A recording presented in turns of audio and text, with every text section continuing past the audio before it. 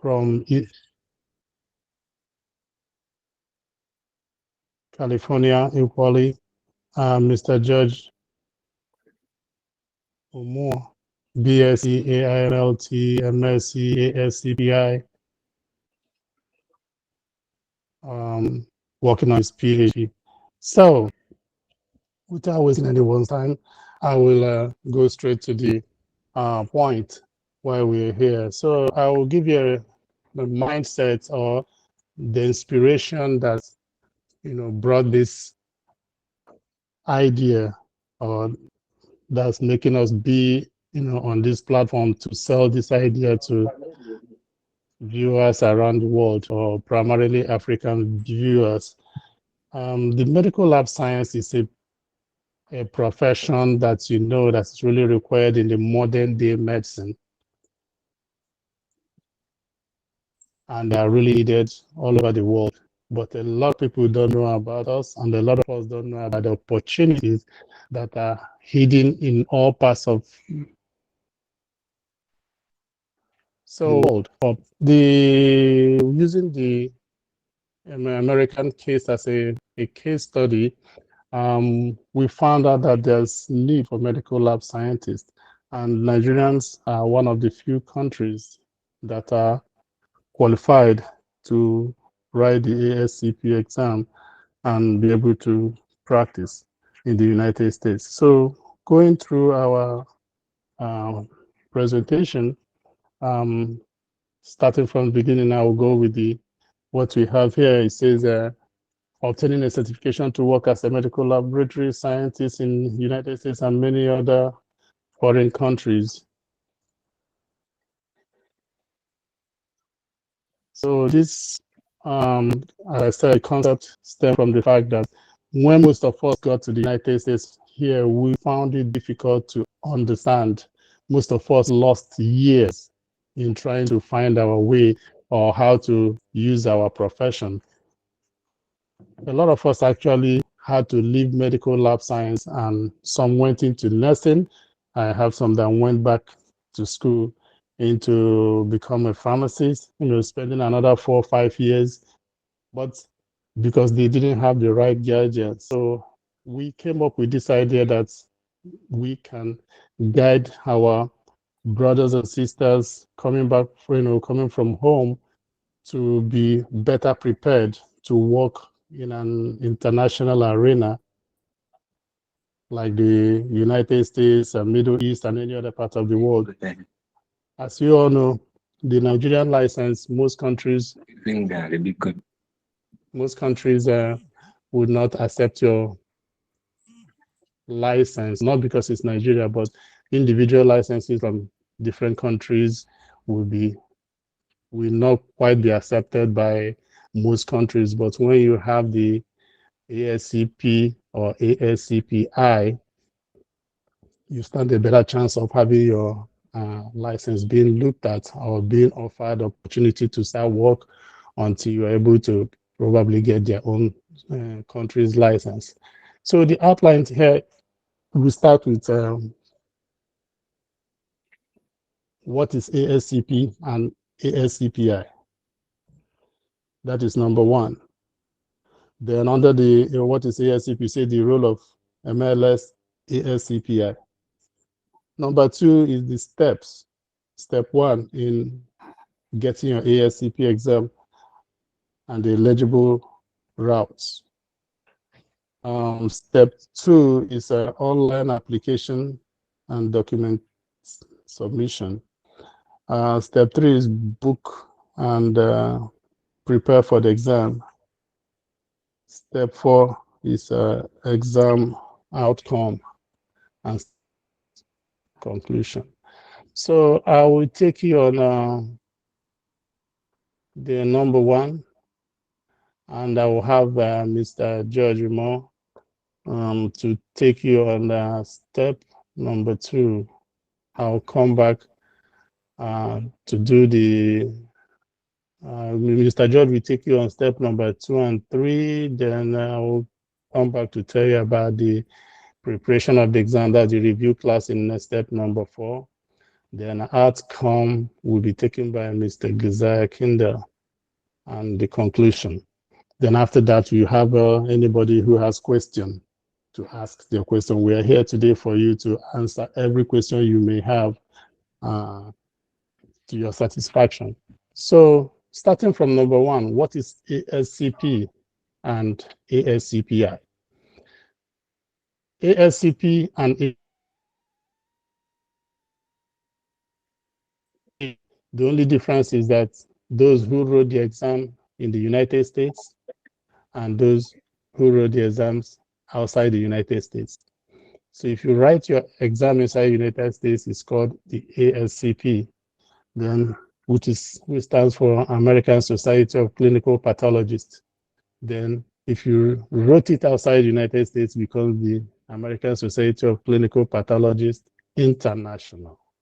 Okay, so the role of MLS ASCP is that for you in the United States, they differentiate the lab technicians from medical lab scientists. So because ASCP is a board, they also give other licenses.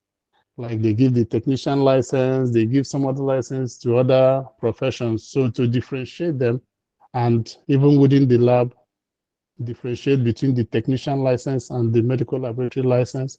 So they call it the MLS, which is Medical Lab Science ASCP. And in the profession, or in the United States, the ASCP, the MLS ASCP has microbiology, which has as well, which is bacteriology, parasitology, mycology, and virology, but primarily bacteriology. Then it has coagulation. It has hematology, which also has coagulation alongside its hematology.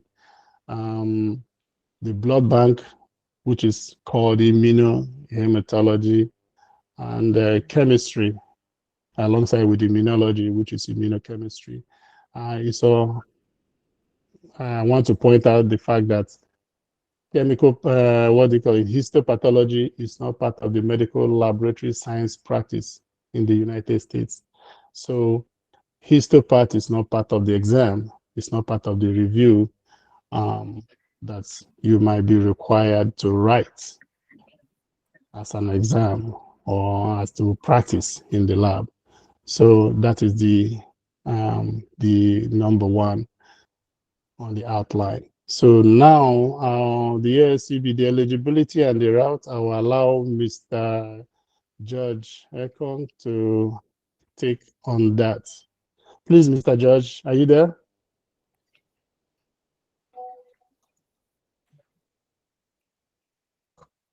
Hello, Mr. Judge. Hello, Evans. Good morning. Oh, good morning, Mr. Judge. And good morning, everyone. Okay, thanks for the opportunity to talk on. Can you speak louder? Can you speak louder? Okay. I say thanks for the opportunity to speak on the routes. Can you hear me? Yeah.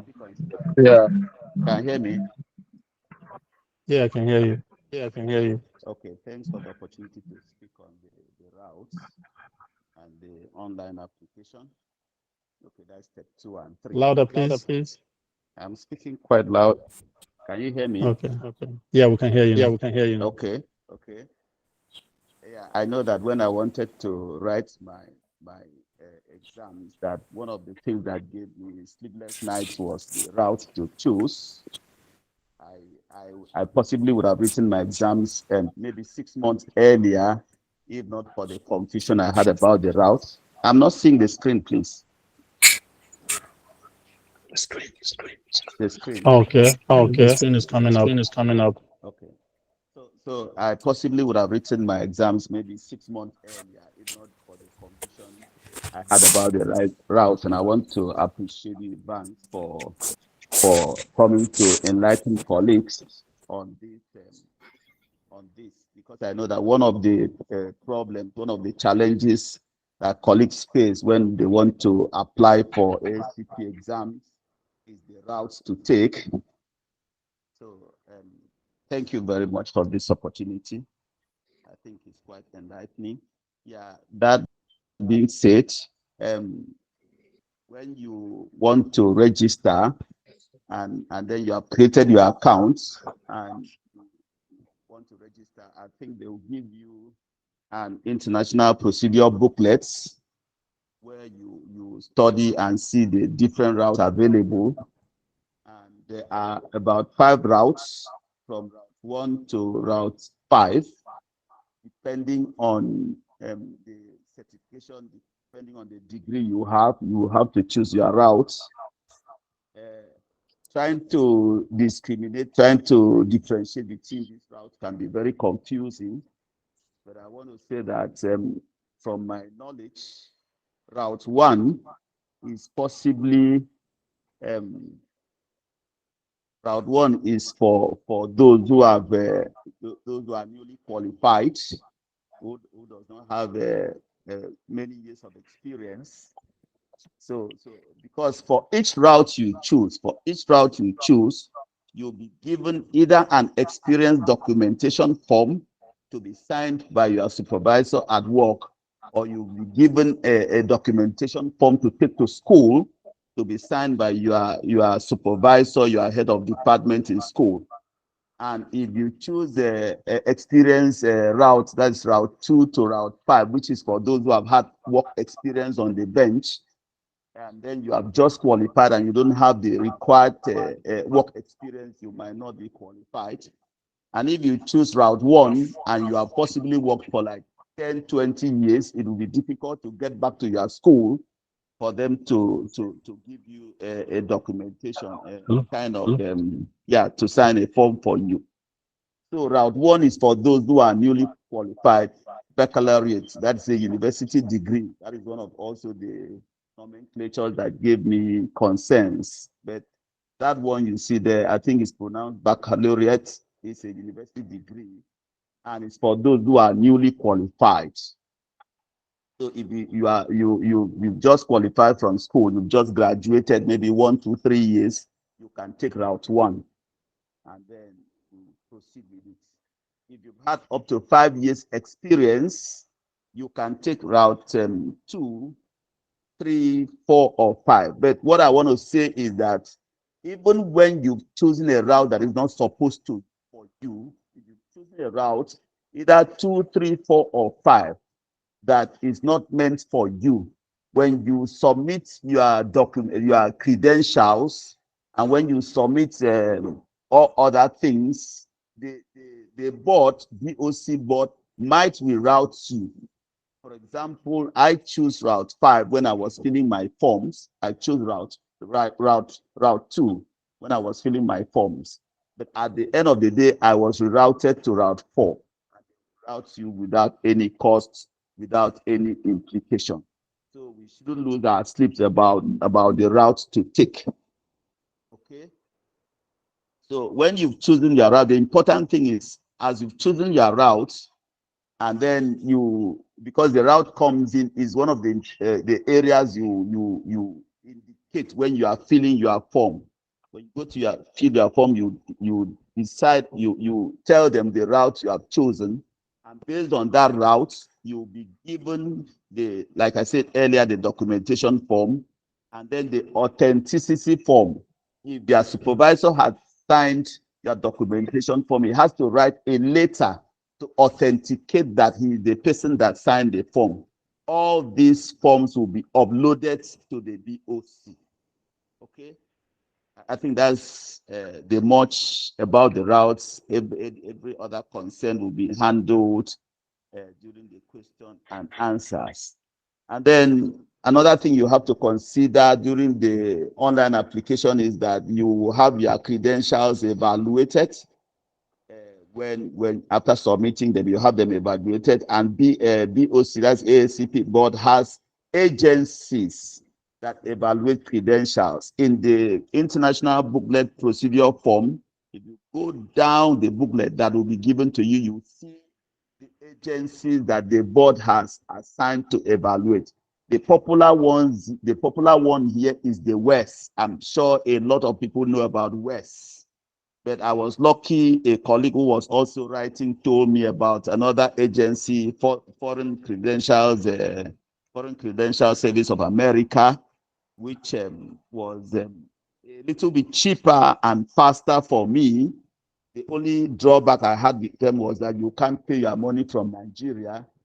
And I think Evans can come in here if there can be a way to make colleagues to pay from outside from America, because I got somebody from the US to pay for me. All needed to do was to furnish his account with the required dollars, and he paid for me. So that's about that about the concerning the routes and the other things to do in terms of the online application. Okay, I need to emphasize that you would have gone and logged on the ASCP board, ascp.com or .org, ascp.org, and then you create your accounts, and then they will send you log-on details before you proceed with the application to write. I think that's what I have to say.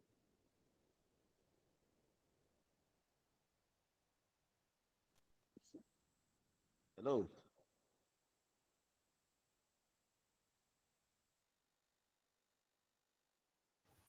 Mr. Evans, unmute yourself. Unmute yourself.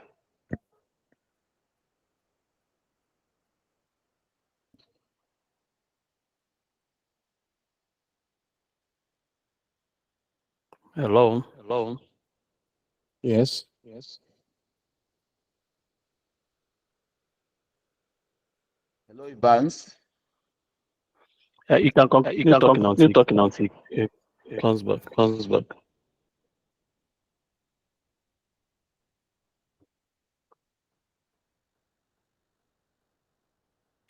Hello, Mr. George. Hello, Mr. George.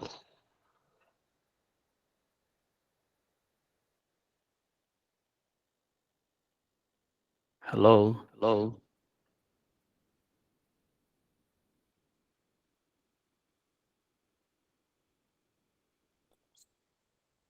Evans, Evans, Ariella.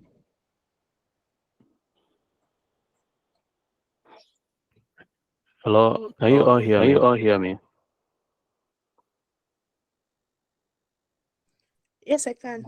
we can hear you. Okay. Okay. Before Mr. Before Evans Mr. comes Evans back, comes back, we have have Mr. Mr. Isaac Isaac Idani. Idani. He can tell us Can tell more us about more this about before this Mr. Evans before comes Mr. back. Evans comes back.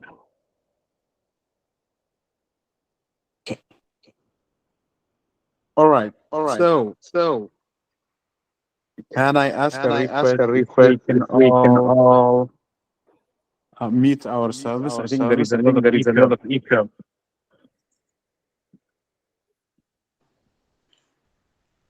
So, Okay, my continue. my name is Gzai Kidane. I am a clinical lab scientist, and I do practice clinical laboratory science here in the state of California. And at the moment, I am a clinical lab scientist and working as a assistant lab director for a hospital here in the city of Modesto.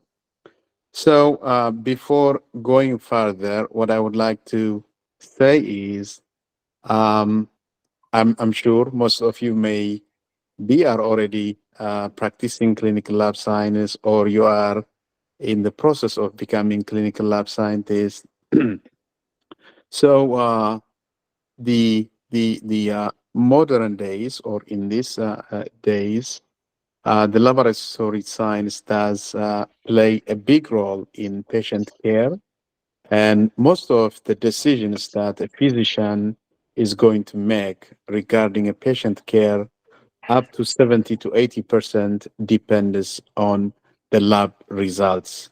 So having a good workforce, a well-educated and well-referenced workforce is key to having a very well managed and well practiced patient care. So in the United States, especially during the pandemic, the role or the objectives or the the roles of the clinical lab science or the laboratory medicine has become very bold or pronounced, and that also exposed into the shortage of the needed workforce. At the moment, the U.S. Graduates about 6,000 newly graduates every year, and about 10,000 to 11,000 of this workforce is leaving the profession. So there is. Hello, can you hear me? Yes, we can hear you, sir. Okay. I can hear you, sir. So, but at the same time, about 11,000 to 10,000 of this workforce is leaving the profession due to retirement and other things. And this leads to the demand or the shortage of a clinical lab scientist. Hence, the different lab managers or laboratory leaders are facing shortage in manpower. And because of that, there is an influx of clinical lab scientists from most of Asian countries as well as from Europe and Canada. But when you become a lab scientist, like myself and Evans, the number of African clinical lab scientists, or I mean, people with African descent is very, very, very, very small. And that started the debate. And we thought about maybe we are not aware of these opportunities. We are not aware of this, the steps that we have to take in order to become clinical lab scientists. And then this was what you call the reason for this today's discussion or for today's meeting. But to get back into the why we have a demand or a shortage on the workforce, the other aspect is what you call, for example, here in maybe in Nigeria, in Ghana, in Eritrea, or in Ethiopia, clinical lab scientists mainly do work in hospital setting or in healthcare industry. But here in the US, you do have the healthcare industry. At the same time, you do have the biotech industry, which is looking for the same manpower.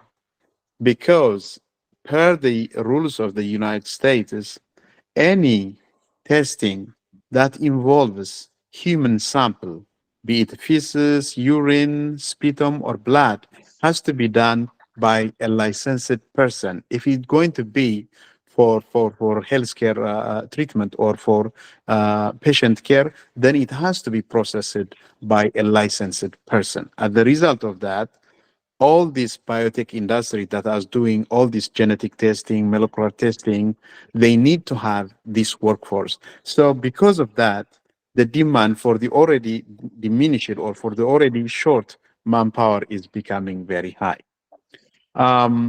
Also, the U.S. population is growing. At the same time, people are staying long life. The lifespan becomes longer.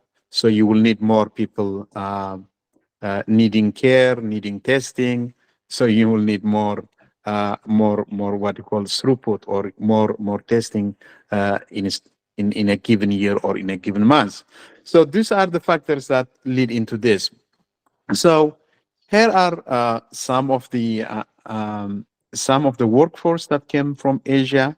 They came as foreign workers through the HB1 visa. So some hospitals, what they do is, once you become a clinical lab scientist, let's say in Nigeria or in Ethiopia, because the United States wants us to say, okay, do you truly have a bachelor's degree in clinical lab science? Yes.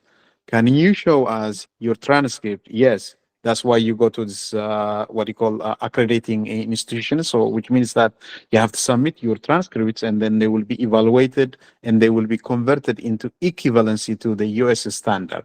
And then once that is met, then you can apply for your ASCP exam, and then the ASCP exam will prove your degree of knowledge. Are you capable of the knowledge that is needed for someone in the US to work or to be employed as a clinical lab scientist?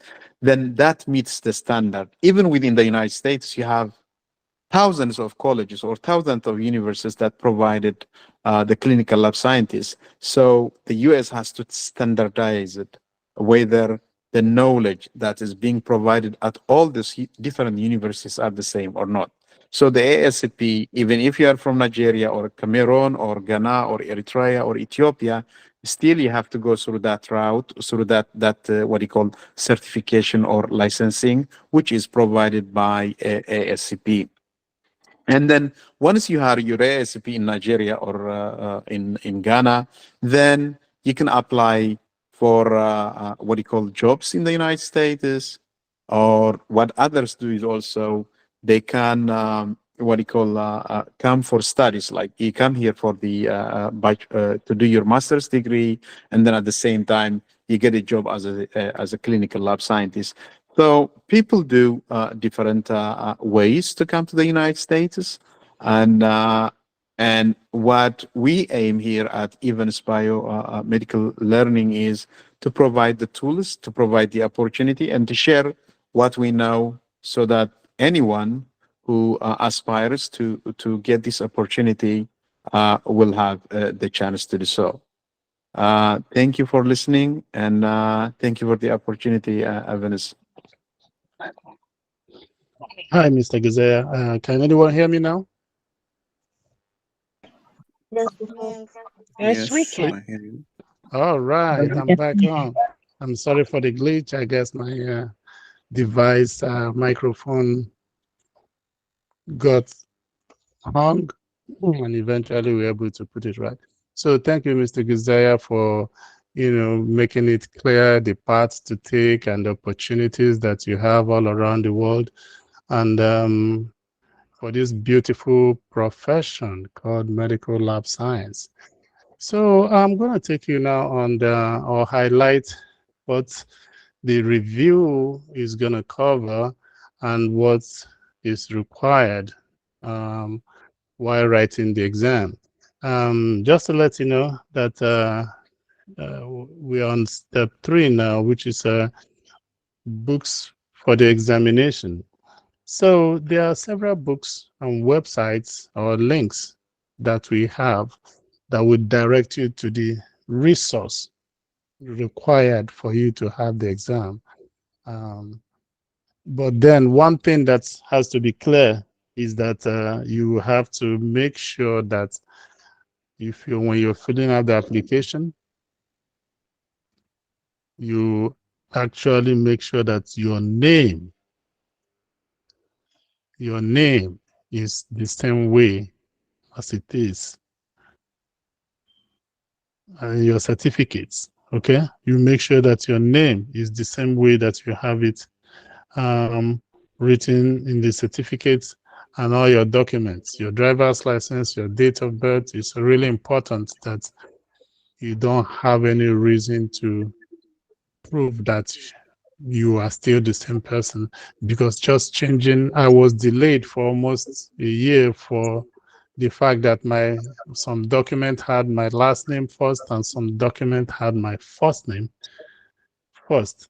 So that's an issue when you are trying to, even when you're trying to have a passport, be sure that you make it clear what is your first name and what is your surname. So if you're eligible,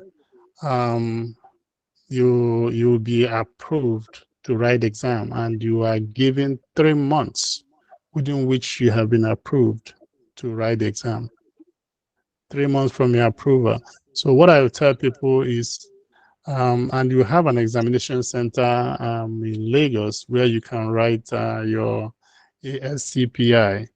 It's a computer-based, and I will have the program director talk more about the computer-based exams in Nigeria and how it is formatted. So when you approve, you have 3 months to write exam. So what I would tell students is that there's a lot to cover when you're writing ASCPi. It's a lot of information you have to digest. So I will advise them to register only for a review class first. And when they register and they are comfortable with their knowledge, they can now, apply for the exam, because 3 months might not be enough for most of us that are working at the same time studying. 3 months might not be enough for you to go through all the different departments that you need to know and write the exam. So EvansBiomedics Learning will provide you with names and of the best training material that will prepare you for the exam. We also have some of them that we'll give to you when you register with us on what you can, study that would take you directly to the areas that are required for you to know to pass your exam. So Evans has those materials for those who register with us. And we also have an office in different parts of Nigeria for those who may want to come into our office and use our facility, probably look at some of our hard copies of our document and, practice with it and be able to be conversant with their exams or with their materials or the knowledge for the exam. So that is one of the things EvansBiomedics is capable of providing. And before we get to the exam outcome, I will get back to the exam itself. There are, as I said, 4 or 5 major departments in writing ASCPi. 1, hematology, immunohematology, that is called the blood bank. This is a class I will want everyone to pay attention to, because my background is University of Calabar, Nigeria, and I know most of the programs are the same over there, but we do not go far enough in blood banking. You really require an in-depth knowledge. It's not rocket science. It's not something that cannot be done, but you really need enough time to quite digest the blood banking that is done in the Western world. For example, antibody screen. It's not like the basic antibody screen we do. We have many antibodies and identification that we have to identify here. And it comes up in the board exam. So it's an aspect that I would want people to pay attention to. That is blood bank. Aside blood bank, we have chemistry, which also has the immunochemistry. In Nigeria, I know they call it chemical pathology. That is a huge chunk of the exam, as much as the blood bank. So chemistry, immunochemistry, blood bank, hematology goes with coagulation. The most part of it is hematology proper, then with some portion of coagulation. That is the 3rd department. The 4th one is microbiology. The microbiology is primarily bacteriology with a little parasitology, a little mycology, and a little Virology. Huh? Virology. Virology with a little virology. I think virology has the list of the questions the minimal number of questions that you have. Another portion that you have to pay attention is the instrumentation and quality control. Instrumentation and quality control is a huge portion of our ASCP that you also require when you practice. And good thing, we have one of the best teachers in the United States with us to take you on instrumentation, lab mathematics, and quality control. Quality control analysis, all put together, is an area to watch out for. And we made sure we have one of the best tutors around to take you on it. That's basically the areas that you worry about. And I said initially, histopathology is not part of medical laboratory science in the United States. They have their separate license, and you don't have to worry about histopath as part of your examination that you have to take. The examination outcome, they will determine, based on what you want to do, the examination outcome is an area you have to, talk to the program director about when your result is out. And I will have Mr. Gizai also to, highlight on what happens. I think he mentioned a little bit of it when he was talking, but then, do you have anything to say about your examination outcome, Mr. Gizai? Are you there?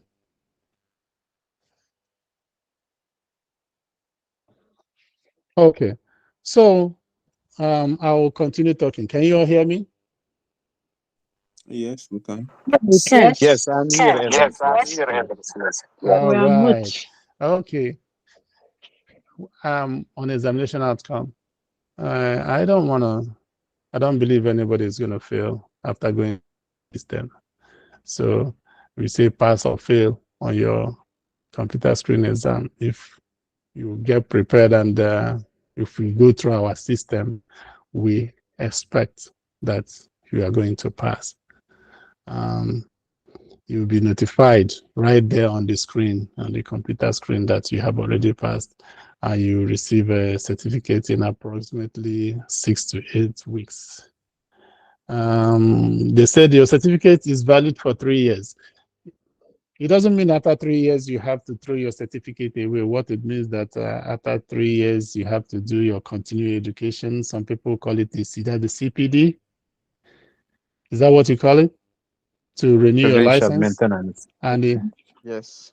yes, and EvansBiomedics is in position to send you links online, continuing education or CPD that you can do to now renew your license for another 3 years. Now, this is good because most places you do it a year or every 2 years, but they have it for 3 years with ASCP or ASCPi. So, okay, that's what it says about credential maintenance program, CMP, every 3 years to maintain your license. You have to be sure that you renew your license, because if your license expires for a very long time, then your certification might be invalidated. It's also necessary to know that you are allowed to write the exam 5 times. 5 times under one category, under one route. It doesn't mean you cannot write it after 5 times. After 5 times, they expect you to apply under a different category to write the exam. Mr. Gazaya, are you there? Yes, I'm here, Evans. Okay, I want you to highlight more on the post-examination life or post-examination career in medical lab science. Well, yes, I mean, I already mentioned it or spoke about that. But generally, in the United States, the scope of practice for a clinical lab scientist are according to their law. The CLIA, which is the Clinical Laboratory Improvement Act, does classify the what do you call the tests into 3 categories. Like you have the non-waived I'm sorry, we have the waived, and then you have the non-waived. So a waived test means is, you become you become a clinical lab scientist, you get your license, then you have the opportunity to process or to test tests that are considered complexity, high complexity, or modern complexity. And these are called the non-waived tests. But the waiver tests are like, easy to do. There are less prone to error. They can be done by anybody, like the pregnancy test, for example, or the COVID testing that we do at home, the antigen testing.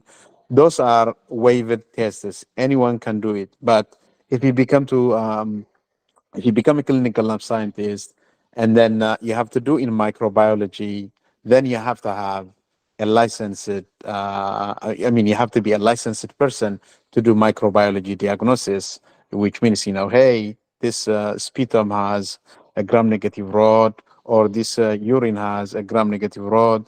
Then you do identification, you do sensitivity, and then you will submit your result to the physician. And the other aspect is the okay, and the other aspect is the job market for the clinical lab scientist is projected to grow from until the 2031, 2035. The projection growth is about 19%. Every year there is huge growth, 19% every year, from year to year. There is Are a you still growth. talking? Yes, I do. Can you hear me? Hello? Yes, we Yes. can hear you. We can hear We can you. hear you Hear clearly. you. We can hear you. We can hear you. Okay. Only Evans maybe is not hearing me. Um, so yeah, so the job market is, once you get your license, then you get your ASCP, and then a license. The risk of not finding a job is almost impossible, because on average, most of the occupations in the US, most of the occupation or professions in the United States are expected to grow about 7%. But the clinical lab science is projected to grow up to 19% towards 2035. And yes, there could be, it may vary from state to state, from country to country. Let's say, as an Eritrean, originally I'm from Eritrea. So an Eritrean who get a clinical lab scientist license in the University of Asmara or in Eritrea may sit for the ASCP exam, but the probability for him or her to come to the United States is very limited, or very, very slim, because the US and Eritrea doesn't have a good diplomatic relationship. So this also goes into play, for countries like Nigerians. I know is not difficult. There are a lot of Nigerians who come here for studies. The same for Ghanaians. I do work with Ghanaians also. Ethiopians the same. I don't think there is any problem between the US and the Ethiopia in terms of diplomacy. But what I'm trying to emphasize is, here, with the help of myself, Evans, and others in the group, who will be very happy to help you walk the walk. But you have to be also an individual or a person who aspires to do, and use the tools to better themselves, or to move up and compete. So that's the passion I have. I work here in the lab science, and I see mostly Asians, and it is not because Asians are smarter than Africans, but simply, to some degree of extent, we don't have the same opportunity as our Asian counterparts, and then we are trying to change that dynamic, that scenario, by doing things like this. And again, it's almost 2 a.m. here. Maybe I'm half sleepy, But thank you for listening, and thank you for giving me the opportunity, Evans. Thank you, Mr. Gazai. Evans, can you hear me? Yeah. Okay. You hear me now. I am not sleepy. Okay. Can you hear me? Yes, I do, sir. All right. The program director, are you there? Yes, I'm here. Okay. We needed to highlight things that we may have missed and about the examination, the online or the computer-based exam, and also the way forward after the presentation. Thank you. Okay, thank you everyone for joining this informative session. I can see a lot of people wanted to join, but the class is already at 100 marks. That's 100 people can only join this session. So by evening, Nigerian time, 9 p.m., we'll be having another session. So please, if you join this one, you may not join the next one so that you can allow other people to also listen. Okay, I'm Mr. Chinedu. I'm the program director for EvansBiomedics Learning in Nigeria. So some of the things I have to say how borders on the exam, like choice of exam. Like Mr. George has said, you have different routes to get your certification, and even if you chose the not the right one, the body will redirect you. So that's not a problem for that. There's no problem there. And then secondly, when you want to do some of your documentation, which has to do with evaluation of your documents, there are other, apart from words, there are other ones like Mr. George said, that can help you do it at a cheaper rate and also fast enough. So once you apply for your exam, you'll be getting a notification like you receive an admission notification, which is admissibility letter. And within this period, you have 3 months to write your exam. And within these 3 months, you'll be needing a very good preparatory class to ACI exam. And then EvansBiomedics Learning has developed so much good models to help you achieve this.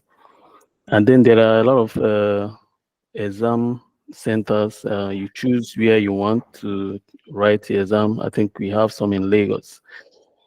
And also, the exam is not like the common exams we have, the questions. It's called the computer adaptive testing with 100 questions for 2 hours and a 30 minutes time. So what we mean by computer adaptive testing is that if you answer question number 1 very correctly, the question 2 will be difficult for you to answer. So if you answer the second one correctly, the next one will be difficult. So that makes the exam, then if you fail the 4th one, the 5th one will be very simple. So it means that no 2 persons will be writing the same exam. And if you want to trick the computer by trying to fail them and then coming back to answer the right ones so that you pass the exam, but the computer still has way to score you. You may have 100%, but it did not pass. So it's good for you to actually get the right review that you need to actually stand for the exam. And at EvansBiomedics Learning, we are here to give you the right path to follow. And this path will actually help you in any way you want. And then you continue from there.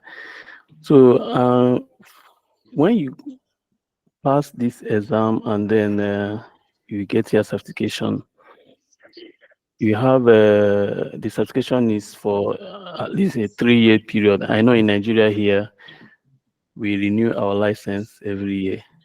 But this, when you get it once, is a 3-year period. Then you now have to maintain it by writing, by completing credential maintenance program every 3 years to maintain the validity.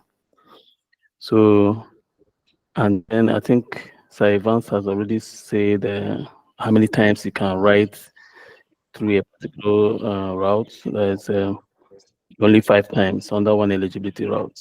So if you are not successful after 5 times, you choose another route, but you are not praying that anybody will write this more than once. So I know a lot of questions will be coming from this angle after acing the exam. What next? I think when we get your questions, we'll be able to answer those ones. And the most important part of it is that with the ASCPi certification, you can work not only in the US and the other countries, especially in the Asian countries like Saudi Arabia, Qatar, and some other countries within that area. This license is recognized. You can use it to work anywhere. Even if you don't go to the US, you can go to any other place. Then if US is your main country or destination, you can still go to the US and get what you want. Thank you for listening. Thank you, Mr. Chinedu, and every other person that participated in this presentation. We now welcome questions from the floor. Please go ahead and ask your questions. Hello, good morning, good afternoon, everyone. Right. My name is Kevin. I'm calling from Abu Dhabi, UAE. Yeah, I'm a Nigerian, a graduate of biochemistry. I'm not an MLS student. So, which route will I take, and which of the module will fit for me as a biochemist? Because I actually have knowledge about ASCP. I have a phlebotomy in ASCP in phlebotomy, and I've also registered already as a clinical chemist for the ASCP, but I've not written the exam yet. So I want to know, is that a limitation, or is there anything I can do to broaden my scope, my chances actually? Okay. Thank you, Ma.